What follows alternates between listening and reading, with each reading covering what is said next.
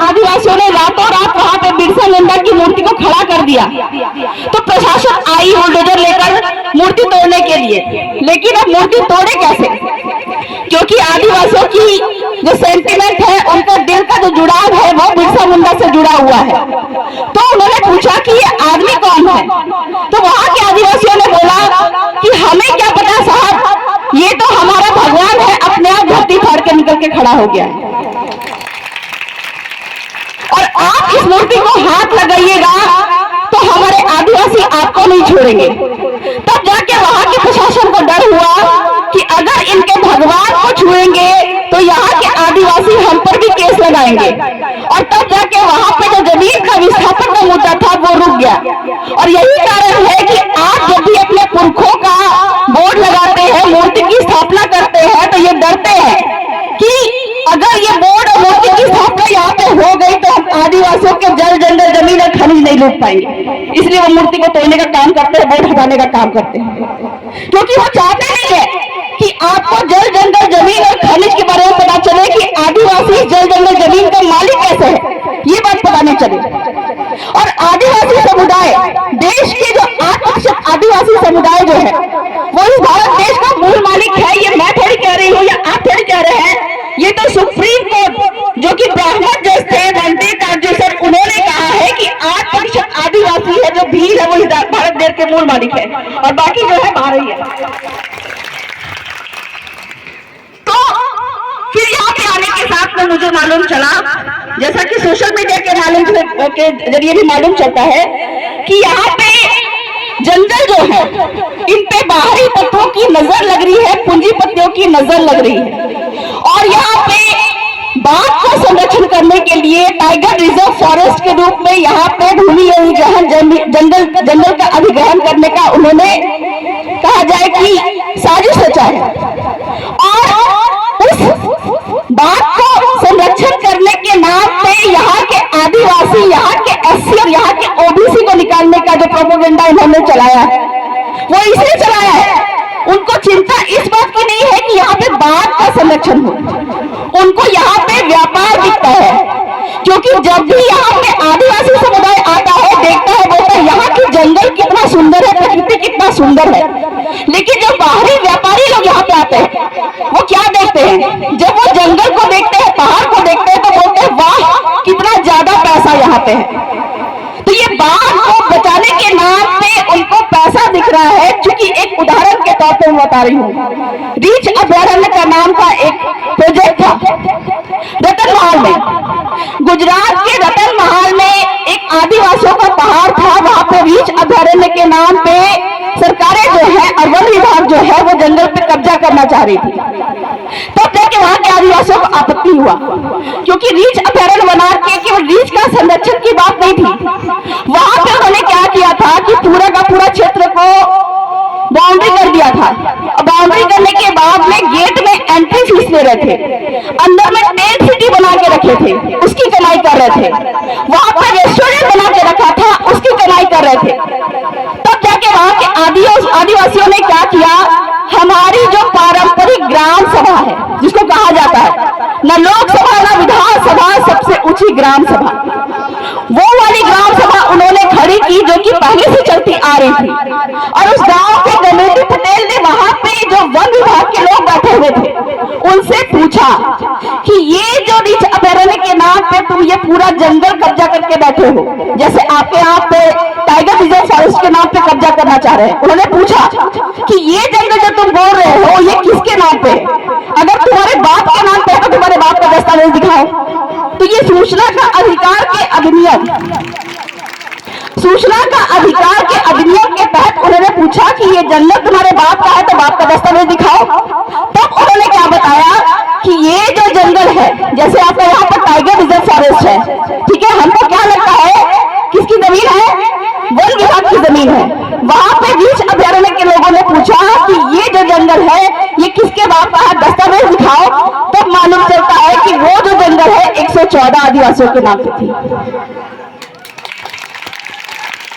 मतलब हमको क्या लगता है, हम अभी ये बात सुन रहे थे, जो जमीन सरकारी है वो जमीन हमारी है, लेकिन जब बात आती है ये खाली पड़ी जमीन जो है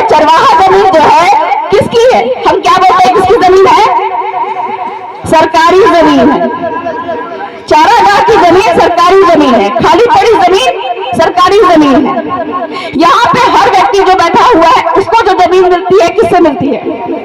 बाप के बाप के बाप के बाप से मिलती है। पूरे देश भर में आप कहीं भी जाइएगा, आदिवासियों को जो जमीन मिलती है वो बाप के बाप के बाप के बाप से मिलती है। हमारे यहाँ पे लड़कियों को जमीन में हिस्सा नहीं देते। क्यों नहीं देते? क्योंकि लड़की कल को गैर आदिवासी के पास में शादी कर ले तो जमीन भी गैर आदिवासी के पास में चली जाएगी। ये सोच के पुरखों ने ये नियम बनाया कि लड़कियों को जमीन में हिस्सा नहीं देना है, इसलिए बाप के बाप के बाप का नाम लिखा हुआ होता है। लेकिन आज हम अपनी जमीनें सरकारों को दे रहे हैं, गैर आदिवासियों को दे रहे हैं। तो ये जो खाली पड़ी जमीन हम जो बोलते हैं कि सरकार की जमीन है, तो सरकार की जमीन अगर है तो सरकार के बाप का नाम क्या है? अगर खाली पड़ी जमीन सरकार की जमीन है तो सरकार को बोलिए उसके बाप का नाम दिखाए, कभी नहीं दिखा पाएंगे। क्यों?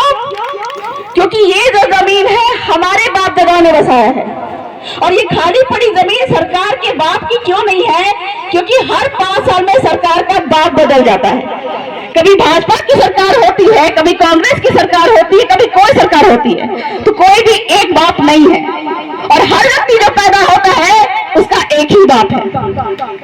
तो जब ये बात आती है कि ये खाली पड़ी जमीन के बारे में हम बोलते हैं, जो जमीन सरकारी है वो जमीन हमारी है। और आपसे जब पूछा जाए कि ये आप जंगल की बात कर रहे हैं, टाइगर रिजर्व फॉरेस्ट की बात कर रहे हैं, ये जमीन आपकी कैसी है, ये जंगल आपकी कैसी है? और जब वन विभाग यहाँ पे बोलता है, सरकार बोलती है कि ये जंगल हमारा है, आपको उनसे सवाल करना होगा। सूचना का अधिकार के अधिनियम के तहत सवाल करना पड़ेगा क्या कि ये जंगल अगर तुम्हारा है तो तुम्हारे बाप का दस्तावेज दिखाओ। कभी नहीं दिखा पाएंगे। पर ये हमारे बाप का है, ये कैसे तय करिएगा आप? मतलब हमको लड़ने का तरीका नहीं मालूम है, हमको बात किसे करना है ये हमको पता नहीं है।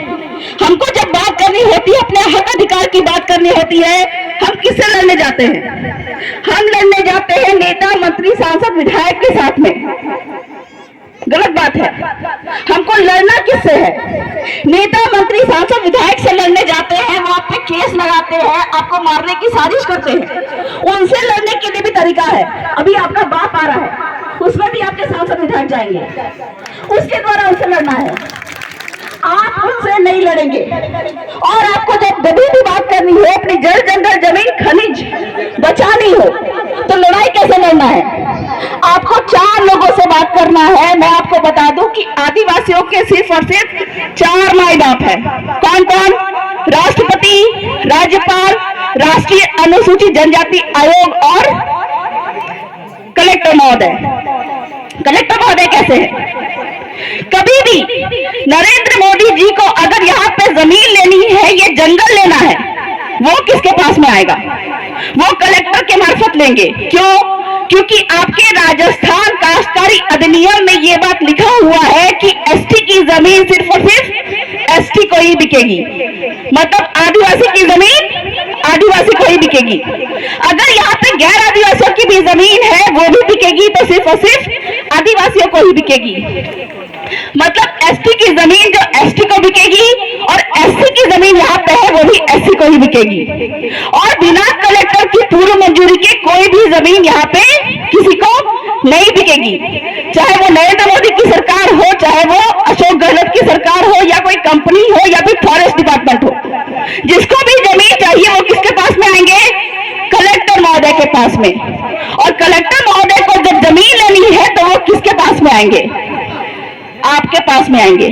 किसके पास में? आदिवासियों की जो ग्राम सभा है इसके पास में आएंगे। तो बड़ा कौन है? नरेंद्र मोदी की सरकार बड़ी है या आपकी सरकार बड़ी है?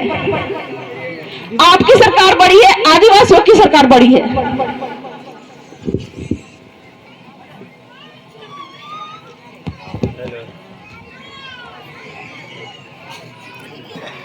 ये वो कलेक्टर महोदय के पास में आती है। राज्य सरकार को भी जमीन चाहिए, वो कलेक्टर महोदय के पास में आते हैं। और कलेक्टर महोदय को जब जमीन चाहिए तो वो आदिवासियों के ग्राम सभा के पास में आते हैं। तो पावर किसके पास में है? आदिवासी के पास में पावर है। इसी बात को सुप्रीम कोर्ट ने कहा। क्या कहा? न लोकसभा न विधानसभा, सबसे ऊंची ग्राम सभा। कब कहा? आपका नियमगिरी पहाड़ी जो कि उड़ीसा में है, वहां पे ये जजमेंट आया। क्यों आया? ऐसे ही एक पहाड़ था, यहाँ पे इतने सुंदर सुंदर पहाड़ दिख रहे हैं, ठीक है। इस पहाड़ी पे ऐसे ही एक पहाड़ था, वहां पे बॉक्साइट नाम का खनिज था। आपको समझना पड़ेगा कि आपके जल जंगल जमीन खनिज पे सरकार जो है, गैर आदिवासी जो है, वो नजर क्यों डालते हैं? क्योंकि यहाँ पे बहुत पैसा है, इस जमीन के अंदर में बहुत सारे खनिज है। और ये खनिज किनका है? ये सारा खनिज यहाँ जिसकी जमीन है उसका खनिज है।